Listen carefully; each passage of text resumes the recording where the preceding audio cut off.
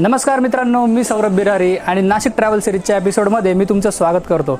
तर आज आपण आलेलो आहोत त्र्यंबक रोडवरील नाशिक फ्लॉवर पार्क येथे।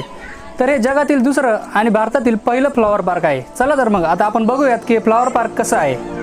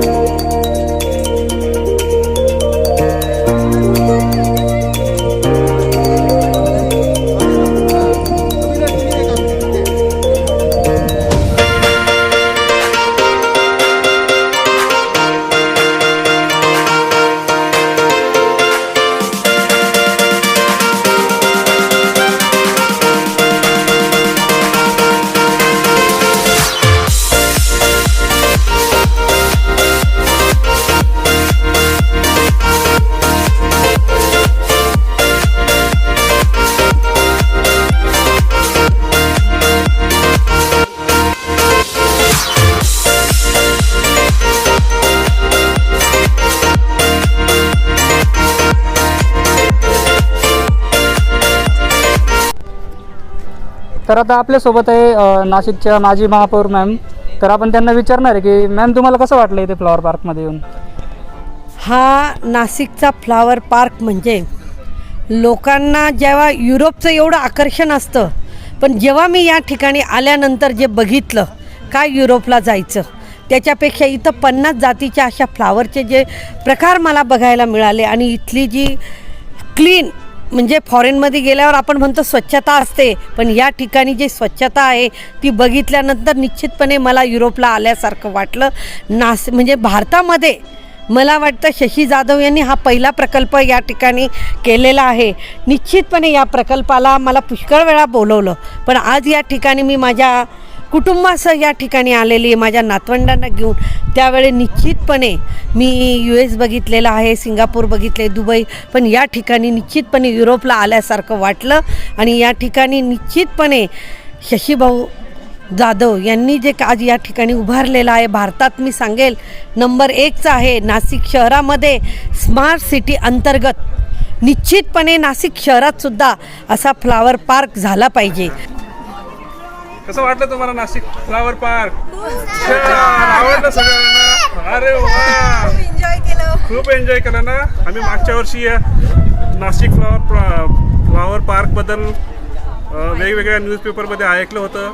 हे इंडियातलं एक सगळ्यात पहिलं फ्लॉवर पार्क आहे आणि खरंच खूप छान आहे, खूप छान मेंटेन केलेलं आहे, सगळ्यांना आवडलं, मुलांनी पण खूप एन्जॉय केलं।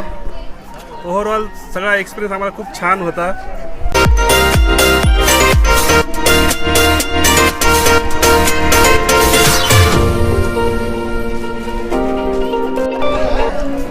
खूप छान संकल्पना साकारलेली आहे। नाशिकमध्ये अशा फ्लावर पार्कची खरं तर गरज होती.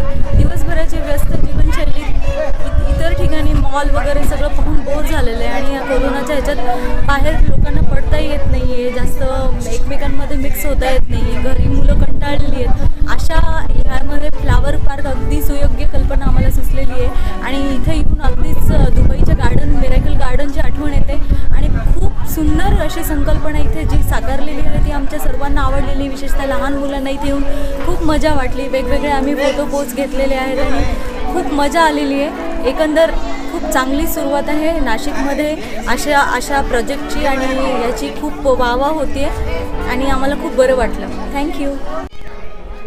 तर मित्रांनो, असं हे भव्य दिव्य फ्लॉवर पार्क ज्यांनी उभारलं त्यांचे ओनर आपल्यासोबत आहे, जाधव सर. आपण त्यांना विचारणार आहे की सर तुम्हाला ही संकल्पना कशी आली?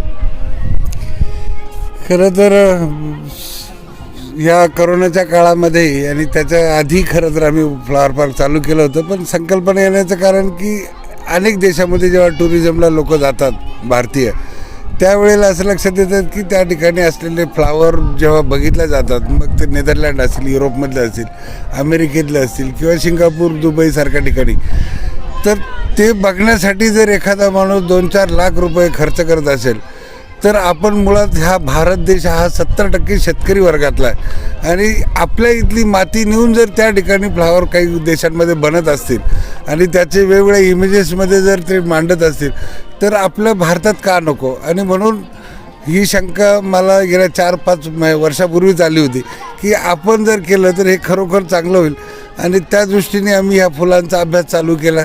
त्याचे सगळे ड्रॉबॅक्स माहिती करून घेतले, त्याचा सीझन समजून घेतला आणि त्याचं एक प्रात्यक्षिक म्हणून मागच्या वर्षी आम्ही ट्रायल घेतली. पण या करोनानंतर आज गेले 9-10 महिने लोक घरात बसून आहे आणि ह्या लोकांना ताबडतोब बाहेर पडताना फक्त फुलांमध्ये येऊ द्यावं अशी एक कल्पना आमच्याजवळ आली आणि म्हणून सगळ्या लॉकडाऊनमध्ये माझ्यासोबत माझे जवळपास 150 सवंगडी या ठिकाणी असलेले एम्प्लॉईज आमचे, यांनी सगळ्यांनी मिळून अख्ख्या कोरोनाच्या काळात आम्ही हे फ्लावर्स वाढवले, ते रोपं जतले आणि त्यातून हा फ्लावर पार्क या ठिकाणी आज उभा राहिला. आपण बघितलं असेल की हजारो लोक रोज याला व्हिजिट करतायत आणि आपल्या चेहऱ्यावरचा जो 9 महिन्यापासून असलेला घाबराटीचं वातावरण आज सगळेजण हसताना आपल्याला दिसतात, फोटो काढतायत. पण तरीसुद्धा आम्ही रिक्वेस्ट करतो आहे की जे काही सोशल डिस्टन्सिंग आहे, शासनाचे नियम आहे, ते पाळूनच आपण हा आनंद घ्यावा असे या ठिकाणी मी सांगू इच्छितो. अच्छा, आणि तुम्ही या ठिकाणी किती प्रकारचे झाडं आहेत आणि किती आहे? या ठिकाणी आता जर आपण बघितले तर साधारण एक 50 वेगवेगळ्या व्हरायटीज आहेत, हजारोनी कलर्स आहेत आणि प्रत्येक झाडाची माहिती किंवा त्याचं नाव हे त्या ठिकाणी आम्ही लावलेलं आहेत. यामध्ये काही परदेशी व्हरायटीज आहे, काही भारतीय आहेत आणि नाशिकचे जे काही लोकल झाडं आहेत ते पण या ठिकाणी आहेत. मला वाटतं नाशिकचं क्लायमेट हे खऱ्या अर्थाने महाराष्ट्रात अतिशय सगळ्यात सुंदर आहे असं म्हटलं तर काही वावगं ठरू नये. कारण ह्या गुलाबी थंडीमध्ये एक हलकासं उन्हाची तिरवी येते, संध्याकाळी अतिशय कडक थंडी असते आणि या सगळ्या क्लायमेटमध्ये आम्ही या ठिकाणी जवळपास 25-30 टेंट हाऊसेस बनवलेले आहेत. फ्लावर पार्कला जोडून लोकांना मुलांना काही खेळायला असावं म्हणून किड्स अरेना बनवलं आहे. त्याचबरोबर एक मोठं ॲक्वेरियम आहे ज्यामध्ये वेगवेगळ्या देशांमधील गोड्या पाण्यातले मासे आहेत, बर्ड पार्क आहेत, त्यामध्ये एक वेगळं आहेत आणि संपूर्ण पार्क फिरत असताना फक्त इन्स्ट्रुमेंटल जुन्या गाण्यांचे म्युझिकसुद्धा या ठिकाणी आहेत आणि आपण जर बघितलं तर सगळं क्लीन अँड नीट आहे आणि जे काही 150 लोक आहेत ते डे नाईट या ठिकाणी काम करतात आणि म्हणून मला असं वाटतं की अतिशय छान डेस्टिनेशन हे पर्यटकांसाठी झालेलं आहे असंच या ठिकाणी आम्ही म्हणू शकतो. तर सर, तुम्ही एकदम छान माहिती दिली आमच्या नाशिककरांना. तर मी देखील नाशिककरांना आवाहन करतो की तुम्ही देखील तुमच्या फॅमिलीसोबत या ठिकाणी या आणि इथले जे फ्लॉवर पार्क आहे इथल्या निसर्गाचा तुम्ही आनंद घ्या.